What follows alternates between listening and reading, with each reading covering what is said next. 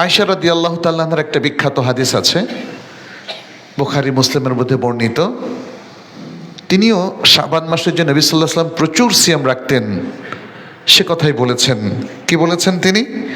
বলেছেন, মা রাআইতু রাসূলুল্লাহ সাল্লাল্লাহু আলাইহি ওয়াসাল্লাম ইস্তাকমালা সিয়ামা শাহরিন কাত্তু ইল্লা রমাদান। আমি নবী সাল্লাল্লাহু আলাইহি ওয়াসাল্লামকে রমাদান মাস ছাড়া আর কোনো মাসে পুরো মাস সিয়াম রাখতে দেখি নাই।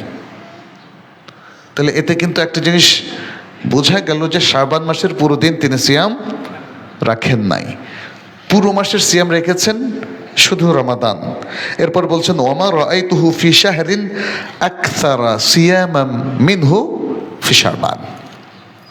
শাবান মাসে যত সিয়াম রাখতেন এত বেশি সিয়াম আর কোনো মাসে আমি তাকে রাখতে দেখি নাই। আর মুসলিমের রওয়ায়াতে এসেছে, তিনি বলেছেন, কানা সাল্লাল্লাহু আলাইহি ওয়াসাল্লাম ইয়াসুমু শাবানা কুল্লাহ। নবী সাল্লাল্লাহু আলাইহি ওয়াসাল্লাম শাবান মাস পুরোটাই সিয়াম রাখতেন। আবার এই কথা বলে তিনি ভেঙে দিয়েছেন জিনিসটা, কি সেটা? কানা ইয়াসুমু শাবানা ইল্লা কালিলা, একই হাদিসের মধ্যে তিনি অল্প কিছুদিন ছাড়া পুরো শাবান মাসে সিয়াম রেখেছেন। তা না হলে তো শ্রোতা ভুল মনে করবে, শ্রোতা আবার তার এই কথা থেকে মনে করবে যে তিনি শাবান মাস পুরো রেখেছেন, সিয়াম রেখেছেন মানে কোনোদিন বাদ দেন নাই। এই ভুলটা ভাঙার জন্য তিনি বলছেন, কানা ইয়াসুমু শাবানা ইল্লা কালিলা।